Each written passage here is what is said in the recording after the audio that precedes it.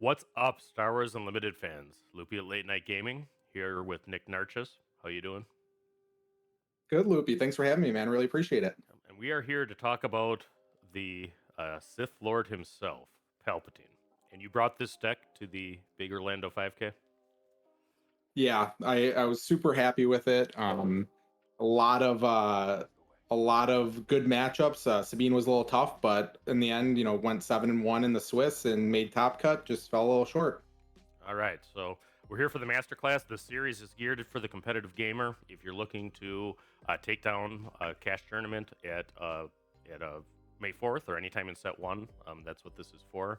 And we're trying to highlight the decks that are here. So watch out for this series. We also have Avenger Vader, which was the shock of the tournament for most people outside of Orlando, and the Sabine one, which we've recorded already, and we got Boba on the way, and we'll get as many as we can. But why don't you tell us about yourself, Nick, first? I mean, what brought you to Star Wars Unlimited? Yeah, so old Magic player from back in the day, played Hearthstone. During COVID, found my old Star Wars cards, got into the Decipher game, found that fan-made community, and kind of played that over the last couple of years sporadically. But I found out about Star Wars Unlimited in January and have been pumped ever since. Maybe a little bit before that. I couldn't wait. I bought a case. Never looked back. Yeah, and I actually quit Magic in 1994. Believe it or not, and then went to Star Wars Decipher after. I quit that before it went fan made. But some of the KTOD guys from that game too. You said. So I played against Desai. Played against. He beat the hell out of me multiple times online. But then met Bobby met Bobby Sapphire at the tournament. A couple other guys that are in the KTOD Discord, and everyone's been super welcoming. It's been great. Yep. And shout out to that Discord too. I think that's a very good home for competitive gaming. Late Night has a Discord as well that we're on right now. But I think that anybody who's looking to really compete needs to have some people to bounce things off of, and you need to see games. So those are two places. Absolutely. I mean, the more you can find, the better. But you don't want to waste time in random ones. I think these are two of the top ones if you're looking to do well at a 5K, 1K. If you're looking to improve your game and actually get results rather than just kind of having fun. Yeah, and that's definitely what the point of this series is to just try to help people improve, because I think you need to hear from people who succeeded, right? Absolutely. I mean, don't get me wrong, succeeding's fun, but you gotta grind to get there. Right. Okay, so let's talk about your deck. I mean, your Palpatine paired with Blue and Dagobah Swamp. So we'll talk about a swamp battle that happened during this tournament a little bit later. But tell me why you would bring this deck to a tournament. Yeah. So I've been on Palpatine. I like Palpatine from the start. I played a lot of Control and Magic, and initially I had a very fun but didn't quite work, but like I thought it did. Palpatine Cunning deck with Sneak Attack, Bounty Hunter Crew, Vader. On right when the game came out, or right after on Force Table, it would, when you sneak attack, it'd let you ambush before to untap your guys, so you'd get 2 attacks. So that was broken, obviously. I'm like, oh, this deck's really good because it wasn't playing by the rules. But yeah, because then you'd go turn on. I actually cut Sneak Attack from my Boba list after I figured out how to correctly play the card too. You think it would work like Fire Spray, but it doesn't.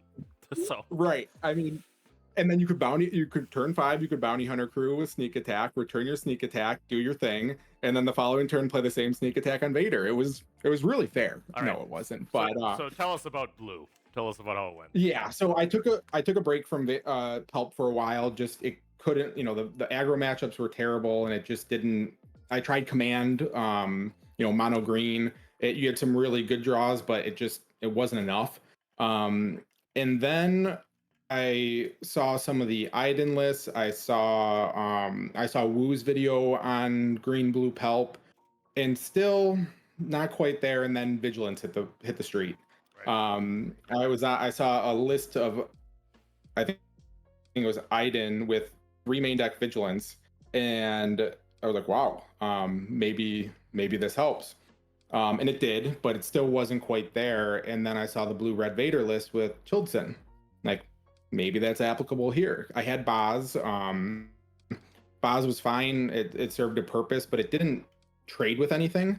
You'd eat 2 attacks, but you'd still be left up. Well, you'd trade with one of them, but you'd still be left with cleanup duty on the first guy they attacked you with. So that wasn't very good. So once I added those two and started testing with it with regional governors, Colonel Yularen's Royal Guard, it got to a point where it became simple math. This was before the blue red Vader was really a known quantity. So my thought process was, I beat Boba, I beat Iden, I beat Krennic, I beat the random mid-range U-wing decks, Han, Luke, what have you. My only bad matchup is Sabine. I can beat it 1 out of 3 times maybe. So as long as I don't play it more than, it was 8-round tournament, need to go 6-2 to make top cut. As long as I don't play it more than 3 times in the tournament, should make top cut. And it ended up working out. I only played Sabine twice in the Swiss, and then went 50-50 on it. Yeah, and I feel very similar to on the Force Ram Vader list I have. I think it's a 40-60 in a given game, which probably is about 33% through a best of 3, or so. And it's good. I think it's the hallmark of a balanced game if everything has a bad matchup. And I mean, this absolutely. You don't have the old Ravager Affinity Magic metagame where just beat everything no matter what you did. So no, I think they did it's a one set metagame. The fact that we have not only is there a rock paper scissors between control, aggro, mid range, but you have like 4 different versions of each of those decks that are reasonably playable, even if not quote unquote tier 1, but they're pretty darn close. All right, so let's look at your baby. This is actually what you brought to the list. And you actually, preparing for this master class, sent me the list after what you learned at the tournament. So that's really cool. I thank you for doing that. But let's talk about no problem. Let's talk about what you actually ran. So just run me through. Yes. Run me through the deck. I mean, what big overarching forces, and then we'll get deep into the cards. So the goal is to survive. Like Palpatine's flip ability, it costs the most. It's also the most powerful. The goal is to survive, to get there and be able to set up value, find cards. So like that's Inferno 4 is they're after the fact, and we can probably talk about this more later, but went up to 3. Learned a lot of good lessons in the tournament that I wish I had done before. Probably, I don't know if it would have made a difference, but it certainly would have. The deck would have been a little bit different. Probably would have at least got through the Boba in the top 16.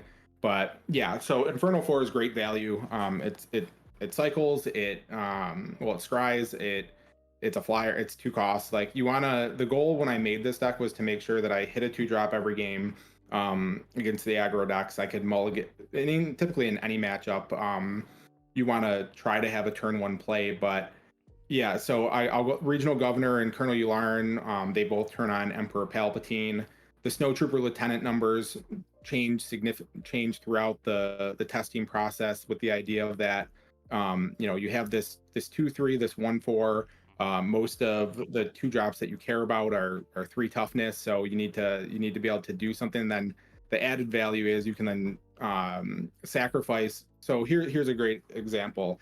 If you go turn 1 Inferno 4, if they play let's say playing against Sabine, and they play an X-wing, so you can easily play your Snow Trooper Lieutenant the following turn, kill the X-wing, and then if they play a space unit, you can sacrifice a Snow Trooper Lieutenant to ping that to draw a card to get it within Inferno 4 range. If they play an X3, on the ground, you sack the Inferno 4, deal 1 to that, so then you can trade up with your Snow Trooper Lieutenant. So it gives you lane flexibility, but having and now there's more Snow Trooper Lieutenants, but yeah, it gives you a lot of versatility in doing that. From a deck building side, I mean, I think you have 10 total, which is the number I look for. 1 drops you don't feel bad about, being the Viper droids, Yularen, Governor, and Inferno 4. I mean, a Snow Trooper Lieutenant turn 1 is not ideal. It's a sad Trooper Lieutenant because it can't do anything, with its on attack. Yeah, he's lonely. Yeah, I think that's what you want to do. And I mean, let's highlight a couple of cards here. I see Super Laser Blast. I mean, you're running 1, okay, which isn't what a deck that's relying on that card would do. I mean, what are you thinking with the 1 Super Laser Blast? Yeah, On so and 1 in the sideboard.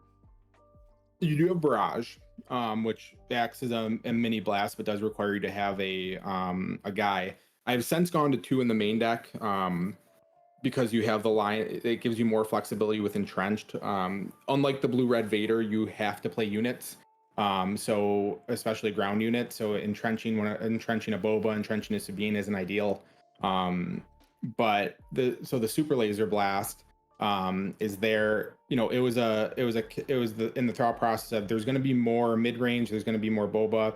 It's not a line that you're playing to every single game, but it certainly gives you a lot of outs and flexibility. And when you do draw it, you can play that line. So you can play the ramp, like in a perfect world against Boba, you can ramp or double ramp and then just delay until Super Laser Blast. All right, and then I see 2 regional governors here, and I think that makes it to the next list too. What kind of cards are you calling with regional governor? So regional, the naming the card isn't as important as it being an official. But against Sabine, if I have it on turn 2, I'm always naming Wing Leader. That's the card that blows me out. I'm not trying to play a guessing game of if they have an X-Wing, an A-Wing, whatever 2 drops they have, even if I have initiative. I'm naming Wing Leader, so then if I have the follow-up of Emperor's Royal Guard, then they can't, make their Sabine a 4/5 that pings and just nukes my guy. You ever entrench those? Oh yeah, I entrench all the 2 drops. Yep. That's another. Yeah, I mean, against Sabine, if you can have a giant guy that can just trade Royal Guard's the best, but if I have Governor into Entrenched, I will make that play as well. Yep. No, I do the same with Turret. Or Yularen or any of them. All right, so let's talk about the big man himself, Palpatine. Okay, so how does he play as a leader? I mean, let's talk about the flip turn first, because I think that's very important. I mean, we don't need to read the card for this series. I mean, you got to have a damage unit, and you take control of it. But what are you trying? Sure. What lines of play are you trying to open with that flip turn? Yeah, and typically either the flip turn or the turn after, you're killing your opponent, unless you're really far behind. But so against Sabine, flipping him, you don't really wait. You hit 8 if you can steal something, great. But oftentimes you need the body, so you can't get greedy there. Boba, you're doing it probably on 8 if you're stabilized, and they haven't played Fire Spray yet, and you're not gonna die from it after 1 hit. Or if you have a 3/4 Sentinel, then you can wait on that. And then against the Control or the other mid-range like the Luke, I mean, it might be turn 13, 14, 15 before that may be going too far, but it's late. You may never flip against the Luke blue-green. I played in the last round of the Swiss, and it wasn't until the last round of the game, and I just stranded his home one and his Luke in his hand because he couldn't play them, and I was able to do stuff. So a lot of the times you're just waiting against aggro or in a mid-range where you need the body and you can get a juicy target. Great. You can obviously try to set it up beforehand with your little guys. That's all the 2 drops have that secondary value, but yeah, that's you can dying to set up a steal. I mean, that's what you're talking about. Oh yeah. All right, let's talk about Vigilance, because you said this was the card that really revamped the deck coming into it, or gave it some extra oomph. Yeah. First off, how did it play for you? It's out of aspect, so it costs 6. Oh, it's been amazing. At 6, it's still a bargain. That card, it's good in every single matchup.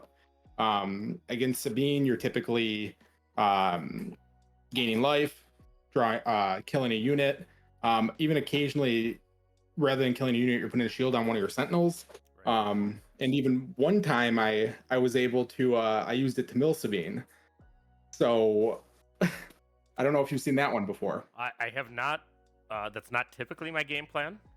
Playing control into aggro, but I'm interested to see it. I will say that I milled an Iden with my turret deck, which turret is not trying to use this card to mill.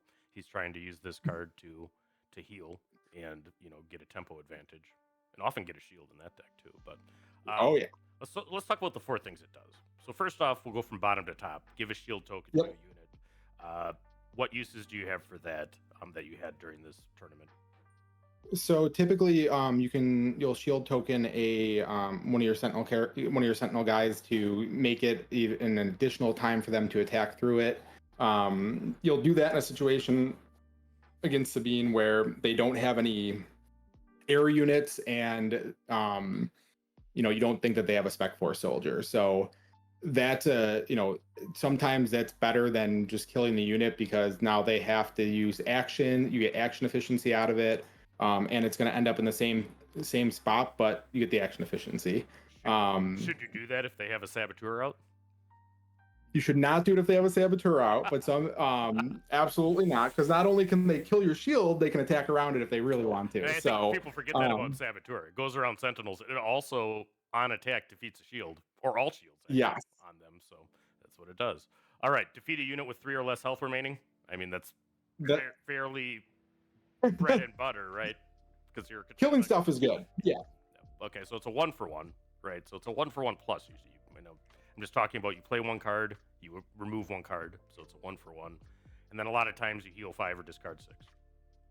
I mean, and realistically, it's a 2-for-1 against Sabine when you kill a unit and gain 5, because 4 cause does 4. So you're actually 2.2ing them on card. It's a ping too, so we'll call it 2 cards in an action. But yeah, it's really good. And I think too, if you watch Gui's interview, he talked about inevitability.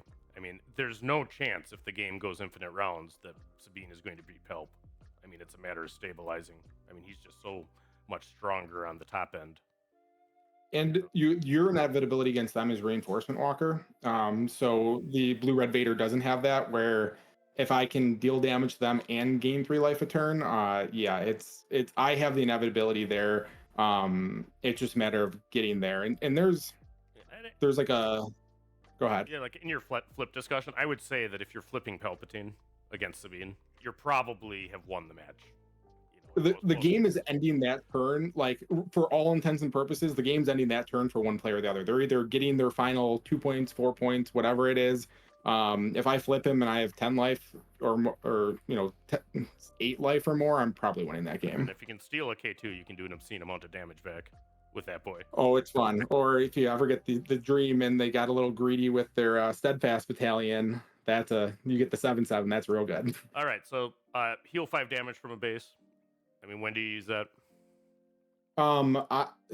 So against Sabine, obviously, even against Boba, if they get their fast draw with a lot of surprise strikes, that's their kind of way to beat you. When I first went into it, I figured I'd be milling Boba more, just try to get rid of fire sprays, get rid of Vaders, but I'd say 90% of the time against Boba, I killed a 7th Fleet Defender or something similar and gained 5. All right, what about discard 6? Discard 6 is bonkers in the control mirror. You can't, if you're going to play a control deck, or even a blue mid-range deck, if you're not playing Vigilance, you're going to lose the blue control decks that are playing Vigilance. They're typically in those matchups, you're just kind of sitting and staring at each other. No one wants to make the first move, which is typically good for Palp, because you can just sit on your Palpatine and they play an Avenger, you take an Avenger, and then worst case scenario, they try to Avenger your Avenger, and you can either sacrifice Palp, you can sacrifice the Avenger, but you have the advantage that you have against like the blue-red decks or the Iden decks. You have Palpatine, which is the ultimate inevitability, and 2, you're running, at least against blue-red Vader, more units in there, so their Avenger, they have a ton of removal, don't get me wrong, they can 1-for-1 all day, but on those big turns, I am more likely to have multiple units out, so they don't really have that clean opportunity to play Avenger. They typically won't play it until after a Superlaser Blast, which is why I don't play Palp typically don't play Palp for a very long time, because of Superlaser Blast, with the exception of if you ramp and can kind of get an aggro game on them, you might actually be able to kill them before they get to Superlaser Blast resources. Right, and actually the threat of the Palpatine flip is sometimes as effective as the flip itself, because it can turn off cards against good players like Gui. He talked about that to me anyway. Yeah, and against I played against Phil with the blue-green Luke deck, and he couldn't play home 1 the entire game. He showed it to me at the end of the game. He's like, what was I supposed to do here? I'm like, yeah, there's no, unless I'm going to die, there's no reason to play him. Yeah, should have brought a repair. All right, let's talk your Lieutenant Childsen. So this is an anti-aggro card, right? Yes. Okay. Lieutenant Childsen's awesome. I don't get the typically I'm not at a 6/6, which is fine. If I'm happy to 5/5. That's the magic number to kill Sabine, survive Bosk. Now people are running Gamoran guards, but that's the magic number to make it good. So yeah, I mean typically they're spending multiple resources to kill him, or if they don't kill him and I get the barrage the following turn, like that sequence is really powerful. Or putting an entrenched on him is super powerful. And if if they do kill one and you ever follow up with a second one, it's usually way too much. Yeah, a barrage for 7 off the gun on turn 4, 5 resources is going to take care of a lot of aggro threats. And then you have the 7/7. You can just go face with it, or you can kill their whatever unit they have left. Right, and a lot of times it's face too because Oh he's a sentinel. yeah, And people have to remember about Speen decks. I mean, she can hit your base, but she hits hers too. So, I mean, she's also on a clock. If you can jam 7 damage, very relevant. yeah. Like unless they have a stocked board with and you haven't seen a spec force yet, then you're typically going face with it. Right. All right. So, and Childsen has the official trait, which is extremely important He for your does. deck and explains some of the choices here. I think in your lower units. Tell us about the Royal Guard. The Royal Guard is the glue that holds us together. Apparently, 3/5s for 3 are good, i.e., Boba Fett, Royal Guard. So he's always a 3/5, but a 3/5 Sentinel. I mean, that's really why. That's the only reason Yularen's there. That's the only reason Regional Governor's there. It's funny with Childsen. Like they, even if they have a 5/5. They're gonna then they have to attack the Royal Guard first because they don't want to trade it for the Childsen. But if they can, they'll kill the Childsen first, which would turn off the Sentinel. But there's situations where that is relevant. And I think that's a very important line of thinking for people playing against this deck. I mean, Absolutely. especially if you're aggro. I mean, I think you always have to be thinking what happens if a Royal Guard comes down now, because I mean, the aggro plan is typically not to kill units, but Right. if killing the Yularen doesn't kill your guy, say you have a Fighters for Freedom, right? They can actually saboteur right around something, to kill Yularen. Yep. I was just going to mention that. But they want to keep official turned off. I mean, Palp himself is an official, but those mid-game officials typically can be removed if they want to. Right? Yeah, I mean, so here's something I was terrified of. It never happened, and I think this is a really good advice for anyone playing Green Sabine against this deck. If they play the turn 2 Yularen, don't be afraid to ECL out a Sabine or the Marine on turn 1. Like that, your guy's gonna survive. You're likely not gonna steadfast me anyway. So to do that, and then you're gonna get way more damage in by doing that versus saving it for a K2 or a steadfast, because then if I have the Royal Guard, just tack around them. Right. All right. Superlaser Tech. Yes.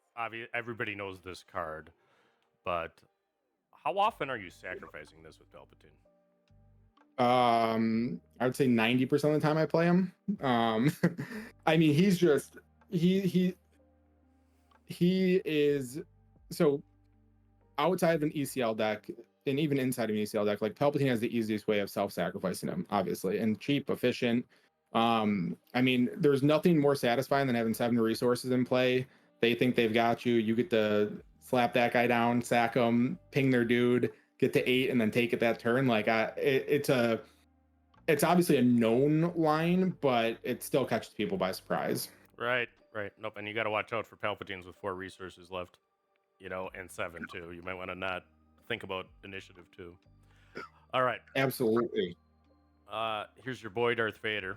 Obviously a great unit, but what are you trying to find with his ability? What are you trying to find with that search top? So, against most of the time, it's probably a Royal Guard, because we're getting around Palpatine turn. We may have one in play.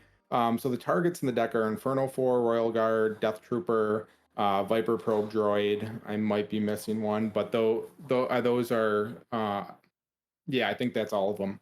So against most of the time, if you're playing them on 7, like on actual turn 7 as well, probably Royal Guard, and then the other one is Death Trooper. Death Trooper allows you to kill a Boba in one hit. Typically, you're hoping Boba's dead before then, but if you've ramped and they haven't, it can line up. So you'd have to ramp twice, but it lines up, and there's nothing more satisfying. Or if you had a yeah, or if he just got, or even him getting in one time with you ramping and them not ramping is fine too. So Death Trooper and Royal Guard, and then sometimes like late game you're getting a Viper probe droid just to see what's going on. If you have your, especially in the control mirrors, if your hand's stacked, it gives you an idea of what they're doing. And typically if it's that late, unless they surprise you with something, you're probably going to win. Right, and you end up stealing this guy a fair amount too, just because of how. Yes, absolutely. If they yes and no, because people are afraid to play him at that point. Like, if it's their turn, if we're both on 7 resources, they might not play the Vader unless they're way ahead on board. Right, so long as you have your Palpatine unflipped, right? So, right. I mean, The threat of Palpatine is more dangerous than Palpatine. Right. All right. So this card was maybe the card of the tournament. This or Childsen, really is what the innovation was. But how is Entrenched playing in this deck? I think it's a little bit different than Blue Vader, which is almost always in their units. Yeah, it is. And you have to be a little more conservative with it because you play a lot of units. So Entrenched is great. Like, the initial, it does a ton of things. So against Sabine, if you can entrench one of your 2-drops, you just start beating them up. Yep. If you don't get it early, but you get it, let's say you've played a regional governor and then Emperor Royal Guard, and it's turn 4, you have 4 resources, you play a 2-drop and you play Entrenched on your Royal Guard. If they don't kill the Royal Guard that turn, then you can set up a huge barrage.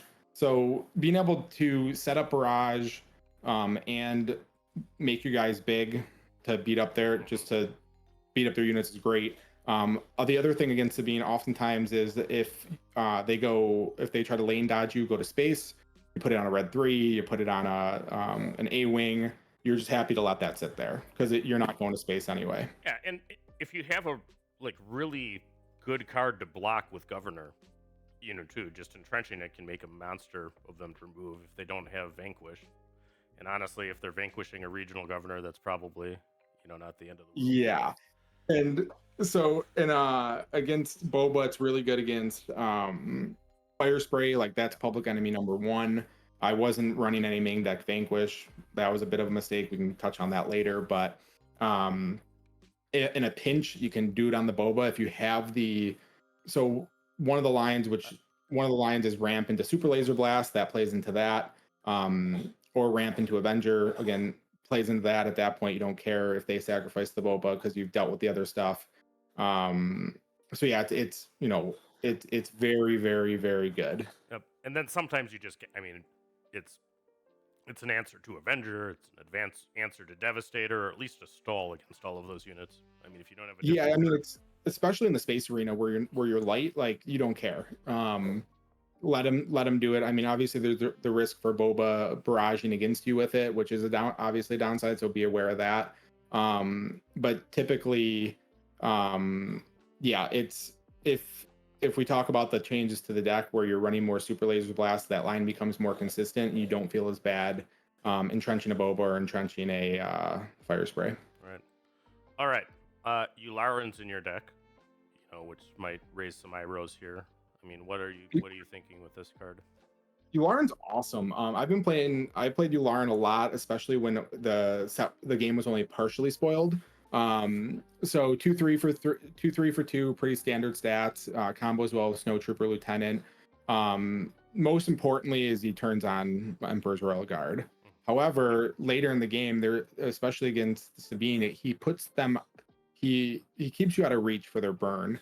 There'll be games where resource turn 6, if I have Vigilance, I might play Yularen and another card, and then resource turn 7, play Vader, gain another 2. So I just gained 3 life over the course of 2 turns, and it just it's a little incremental. I would say it's probably 2 to 5 a game. You can always double Yularen, gain 2, and then pitch one of them, which is nice. Or ping with Vader, or ping with Emperor, which is also great. But yeah, Yularen's just it's a 2-drop, which is what you want. It gains life, great, and it turns on Emperor's Royal Guard. It's a little Swiss Army knife in here. Yeah, and it's 4 to 5 healing might be all Iding gets out of a game too in practice. Yeah. A lot of times. So, all right, Death Trooper. Not every blue deck plays this. How did this run for you? I was on the fence. I went back and forth actually on Death Trooper because of that, but he's not great against Sabine. He'll do some things. He's kind of slow and clunky, but against everything else, he's just a ton of value. The biggest thing is off Vader killing a Boba, but being able to do, like, if you have 4 resources, you can do 3 to anything immediately and draw a card. He also turns on Palpatine, which is great. Like, if you don't have a guy in play on turn 8, yeah, you drop him, deal 2 to a unit, and they might have thought they were safe because they killed all your units. Because that's going into the Palpatine flip turn, if I don't have any units and you can get damage and you can keep me off units, that's a viable strategy, especially if you have removal in hand. This gets around, for me, this gets around it, but playing in general, I think that being wary of what your removal suite is going into the flip turn, keeping my guys off the board and your guys undamaged or repair, it binds all, like having a plan to just delay that by a turn or even an action can make a huge difference. All right. So this is a card that we need nowadays for control decks. It is. And why? Vigilance.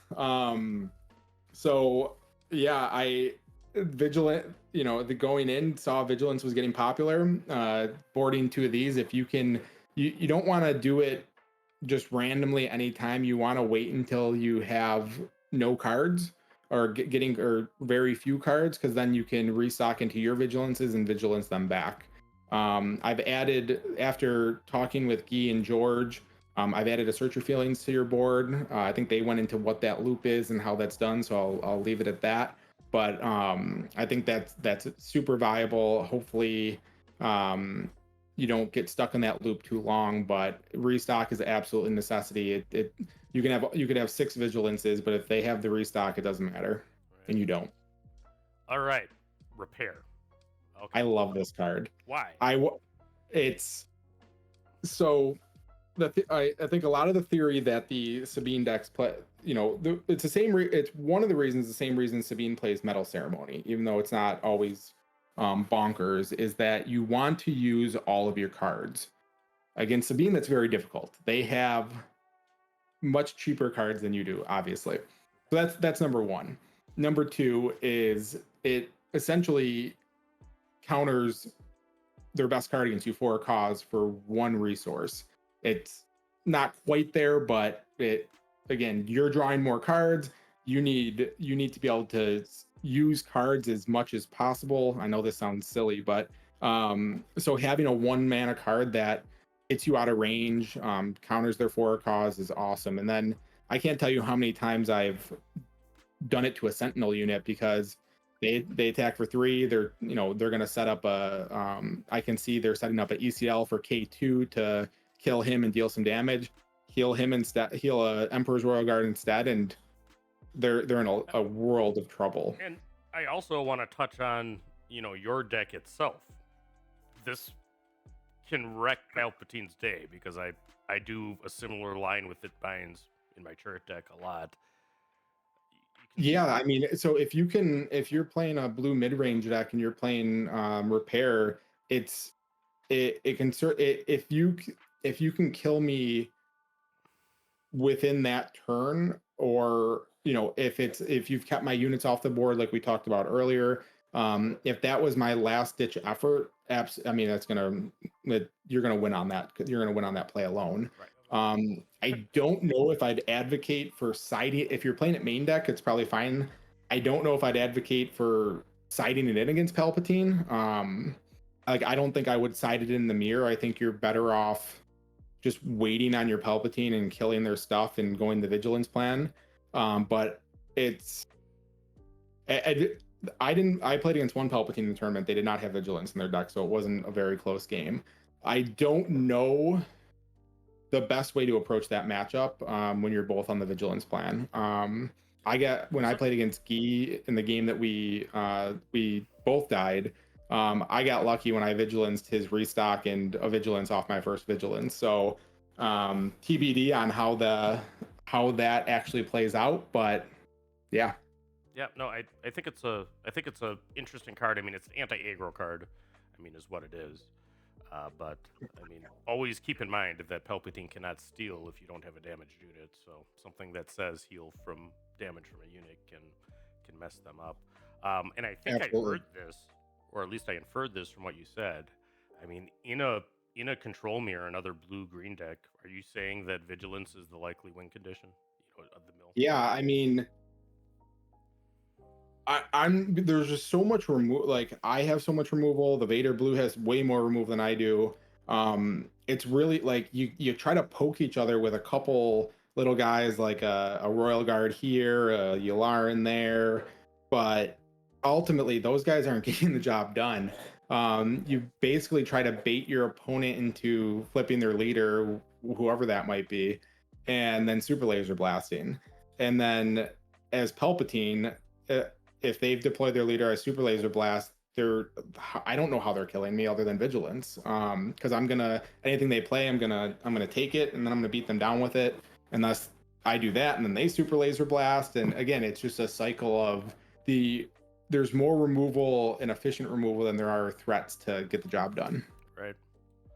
All right. So this is what you sent me for what you would do, if you had a little bit more testing and with some things. So tell me about the adjustments that you made.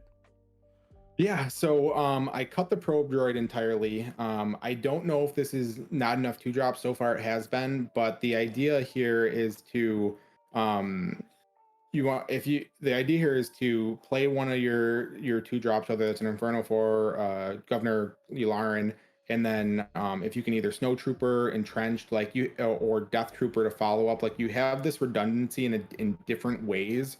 Like Snow Trooper Lieutenant's a bad version of Entrenched, but has other utility because you can sack it and do other things. So that's the idea, is to play one of those two drops into a to be able to trade up with Entrenched or Snow Trooper Lieutenant. So we've also increased the blue count for Childsen to get more consistency there, to get him to at least a 5/5. And Inferno 4 is just, that card is so much value, and it's at its best in Palpatine. Yeah, and where you can abuse both sides. I think that if you are running Villain Blue, you're gonna have to really sell me on the idea that Inferno 4 isn't a 3 of. I think I agree. So I mean, and it's not that it's going to make or break your deck, because it's not, but I mean, it does a really important thing twice, and it's a 2/3 space drop, right? Yeah, and we're gonna the old magic analogy of when you're playing a blue deck and Force Will in it, any blue card that you add to the deck, you're like, well, it pitches to Force Will. Here, our Force Wills are Childsen. It pumps Childsen. Like, if not, I'll always add that little tagline to any blue card I add to the deck at this point. And Palpatine has the ability to kind of scry at will with his sack ability, right? Yes, and scry at will and then draw one of them.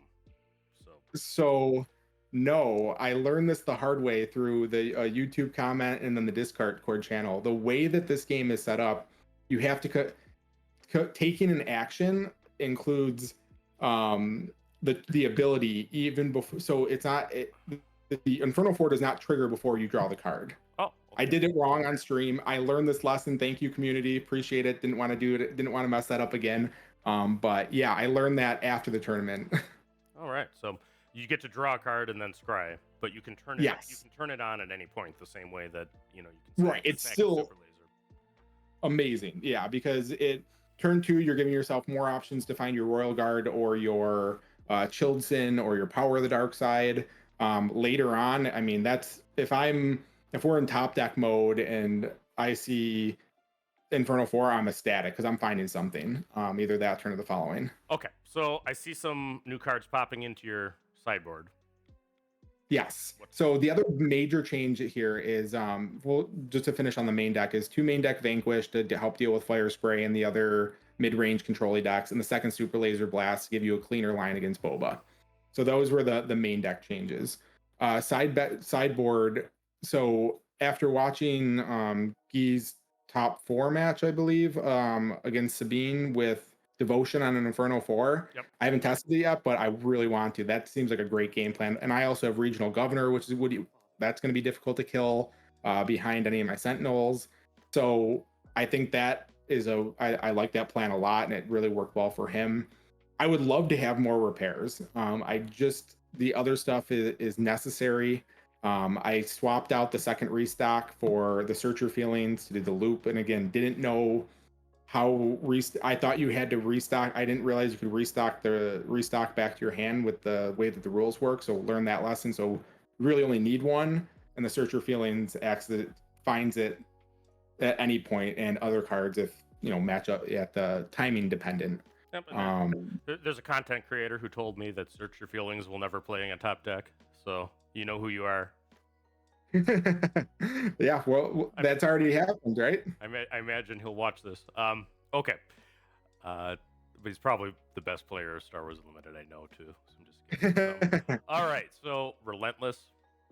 What's that for? So Relentless is amazing. I mean, Relentless is amazing. I think Relentless should be in the Boba board as well if you're not playing it.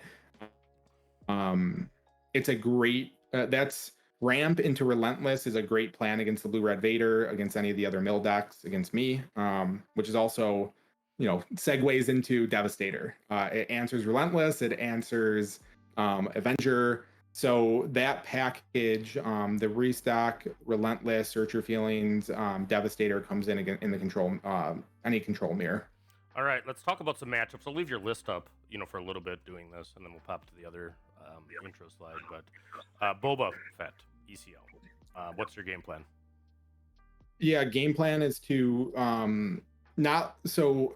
When I went into the tournament, my sole focus was to ramp. I'd mulligan for ramp. I still think that's right.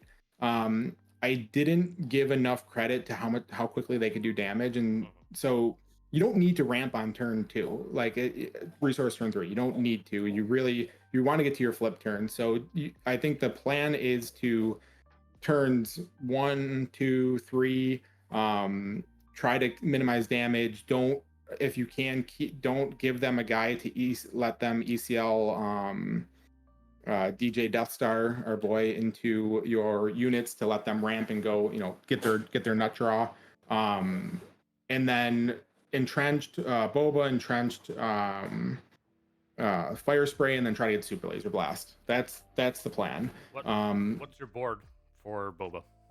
So board for Boba, I actually brought the repair in because that's the only way they were beating me was with that.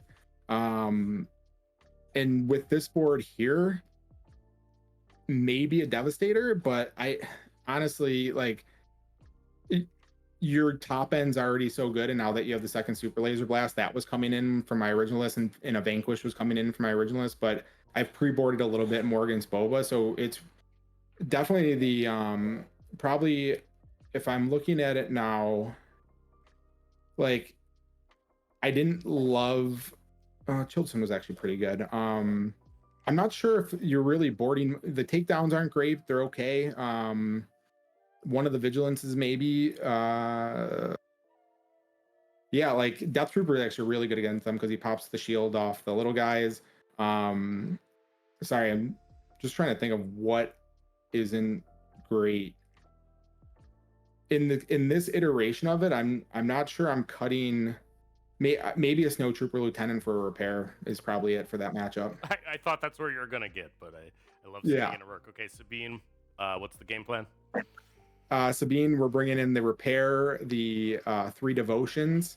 We're taking out Avenger. We're taking out Super Laser Blast, and we're taking out a Vanquish. Right. And are you favored into Sabine? No. I would say 1 out of 3 I can get it. Again, there's draws that they can't beat that I have, and they have draws I can't beat, but the draws that they can't beat are fewer and further between. If we can go turn 1 Governor, always name Wing Leader, turn 2 Entrench, and start beating up their guys and follow up with a Childsen, they're probably not beating you. And also some type of Childsen into Overwhelming Barrage, but you are certainly not favored. Right. All right. Game plan for another, I'll call it a soft control, taking Bobby's Q deck. Yeah. I think that's the game plan against soft control and hard control are the same. I'm bringing in Restock, Search Your Feelings, Relentless, and Devastator. The reason that it's the same is that the game plan to kill you is the same. Vigilance. The Iden like the blue-red Vader, you have I actually and I only played this once, but having thought about it over the past couple week or so, I think you're favored because if you can ramp into Relentless, they don't have a good out. Like they have their cutesy Force Lightning or Force Throw to try to do 1, but then they're getting to 9.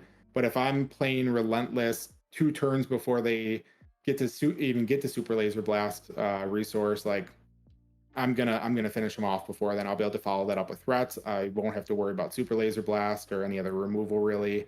And then Devastator is there to kill other Relentlesses or to kill Avengers. So the game plan, like that's the sideboarding, but the game plan against Iden is to try to mill them out, build up or ramp to Relentless, and they're probably doing the same thing.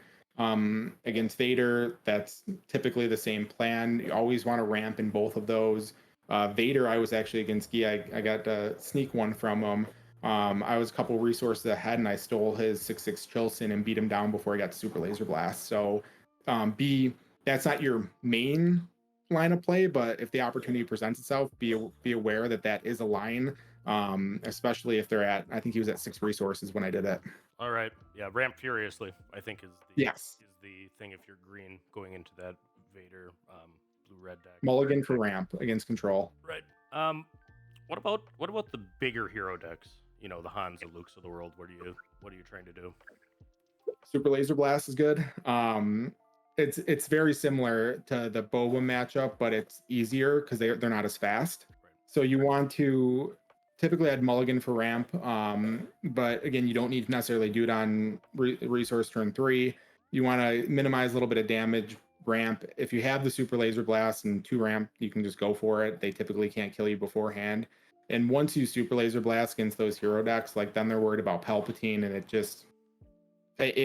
I played against the blue-green Luke, and it wasn't, neither game were very close. Right. And he's a great pilot too. My opponent was very good. Green-white Han is the same thing. Like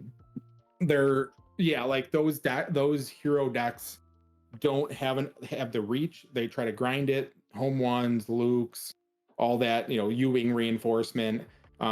Even like I think the blue-green Luke, he U-winged the same turn I Super Laser Blasted, but it didn't matter because I had Palp to follow up, and then a suite of removal, and then if you can get Avenger or Devastator, like in that matchup, you're bringing in the Devastators as well. Relentless. You could bring Relentless in, but I don't know if you need to. But you can. But yeah, definitely. Devastator is just another big threat, and you have plenty of time. All right, so this was an epic run. I mean, congratulations, through it 7-1 in Swiss. Is no joke for a deck that has some significantly poor matchups. Did you beat a Sabine? I did. I beat a blonde Sabine, as Frank likes to call it, on stream. He thought I don't know if he would have won, but he thought he had lethal on one of his plays. That was very close, and I ended up winning after that. It was tight. It was super, super tight. He was definitely a surprise strike away. Like he played the surprise, he attacked his K2 into he surprise striked his K2 into my Emperor's Royal Guard, thinking the K2 would die as well, and then it didn't, and then I got to play Reinforcement Walker. Talk about it, the inevitability that we alluded to earlier, right? And then I got smoked by the undefeated red-green Sabine. I hadn't played against Dodana before. I Vigilanced, leaving him with just a Dodana. I had like 7 damage on my base, something low, and he double wing leader Dodana, and I had no answer and just died. Imagine so. All right. So what advice do you have for somebody going into a tournament like this? I mean, what Play wisdom? as much as possible. Play the game like there's nothing that can substitute for getting games in. You're gonna understand your lines better, you're gonna understand the matchups better. You're gonna understand what to do in nuanced situations that typically don't come up because you've put the time in, you've put the work in. I must have played, I can't tell you how many games with this, just to, and the tweaks, the deck list changed every 4 hours, I would say. A card here, a card there, and even if it wasn't right, just learning why it wasn't right makes a huge difference. And have a plan. Like, have a game. Have a game. This leads you to have play a bunch of games. That's how you develop the plan, and then going into it, going into when you sit down against your opponent, you see their leader, you see their base, you should know what you're going to be mulliganing for. You should know what you're going to be sideboarding beforehand. And it might not always work, but that's your best opportunity, because that's, if someone just came to the tournament, hadn't played in a couple of weeks, didn't really know, just say, hey, this is a good deck. Even if they're a great player, if they don't know the lines, if they don't know what the counterplay looks like, even if they're being efficient, there's things that you just can't substitute playtesting. All right. Okay, so what about what were you telling me about the food at this particular tournament?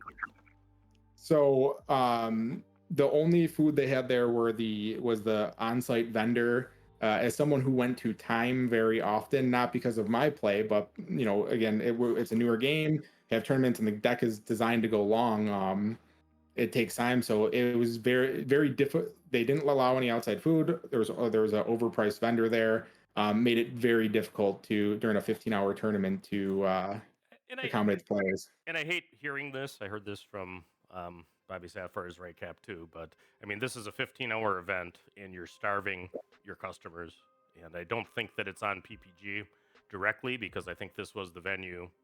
But I mean, it should make decisions for people that might want to do what you did and fly to a card tournament. I mean, is this the one I want to go to? Maybe not if you're going to be trying to play 15 hours and not being able to grab a snack or bring in a granola bar.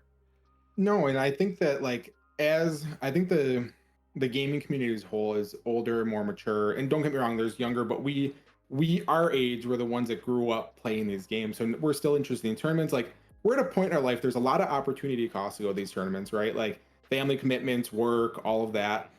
So if I'm going to do that, I want to be comfortable, I want to be in a good environment, I don't want it to be gross. I want to, so to limit adults on what food they can have over a 15-hour period, and because of time constraints of the tournament structure, I think that's absurd. And in a world of dietary restrictions too, I think that needs to go the way of the dodo. I mean, venues that are, I know they're trying to recoup some of the costs, but I mean, if you're running one of these events, I'd rather pay an extra $1 or $2 in entry fee and have a comfortable experience than Absolutely. have my bag search to take away the granola bars. I mean, what are you doing to your players?